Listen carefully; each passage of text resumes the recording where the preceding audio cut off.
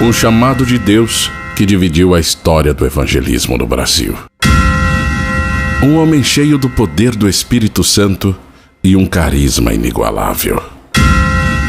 Até seus adversários admiravam sua coragem e autoridade espiritual. Um homem à frente de seu tempo, seguido por milhões de pessoas. Referência de fé, cujas palavras eram acompanhadas de prodígios e milagres. Missionário Manuel de Melo.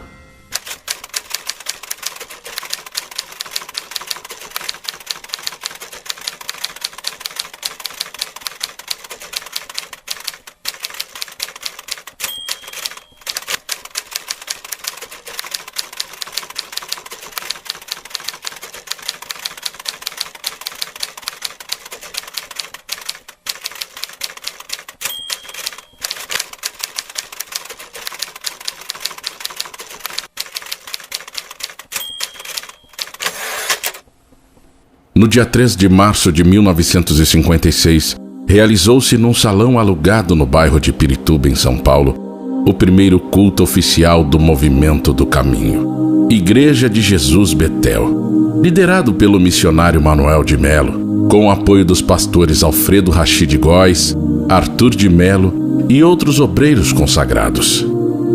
Era o início de uma grande marcha de avivamento revelada ao homem de Deus no início do ano de 1955 e que já ocupava espaço nas tradicionais rádios Piratininga e Tupi de São Paulo, com grande repercussão e que se desdobraria no decorrer desse ano nas tendas de lona erguidas na Vila Carrão e em muitas outras regiões da capital bandeirante e do interior paulista, congregando verdadeiras multidões sedentas do Evangelho de Jesus Cristo, que eram curadas, libertas, abençoadas e salvas pela pregação da palavra e pela oração da fé.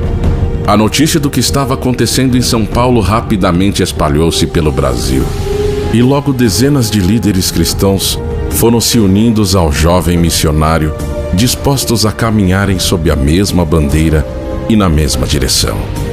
Esses homens, líderes em seus estados, de denominações independentes, uniram-se à igreja em São Paulo, formando uma nova denominação, a Igreja Evangélica Pentecostal, que tinha como slogan o seu lema: O Brasil para Cristo, incorporado a seu nome a partir do dia 24 de agosto de 1974.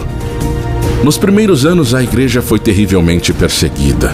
Seus opositores eram inescrupulosos e não mediam esforços para tentar detê-la. Tendas eram queimadas, templos depredados, pregadores caluniados, pastores eram presos.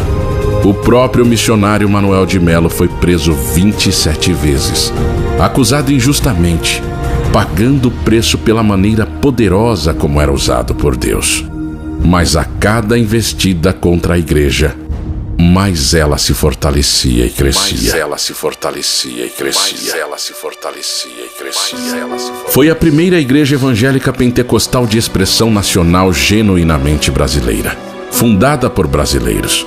Foi a primeira igreja no Brasil a usar o rádio e a TV como canais de evangelização em rede nacional. Foi a primeira igreja a ocupar cinemas, teatros e estádios de futebol para cultuar a Deus no Brasil. Construiu o maior templo evangélico do mundo em sua época, inaugurado em julho de 1977 para 10 mil pessoas sentadas no bairro da Pompeia, em São Paulo, reconhecido então como o maior vão livre da América Latina. A Igreja O Brasil para Cristo organizou, além do seu trabalho religioso, uma importante malha de serviços sociais, composta de casas de recuperação de dependentes químicos, creches, orfanatos, salas de alfabetização e obras assistenciais. Hoje está espalhada em todo o território nacional, através das suas convenções e do Conselho Nacional, e no exterior através da Missão Desafio. No Brasil são milhares de templos e centenas de milhares de membros. Em maio de 1990, aos 60 anos, faleceu subitamente o missionário Manuel de Melo, deixando uma lacuna jamais preenchida e um legado valiosíssimo. Foi sucedido na presidência nacional da Igreja pelo pastor Olavo Nunes, Ivan Nunes, Orlando Silva, Roberto de Lucena e Luiz Bergamin, atual presidente do Conselho Nacional das Igrejas do Brasil para Cristo. Fiel ao seu propósito de ganhar o Brasil para Cristo.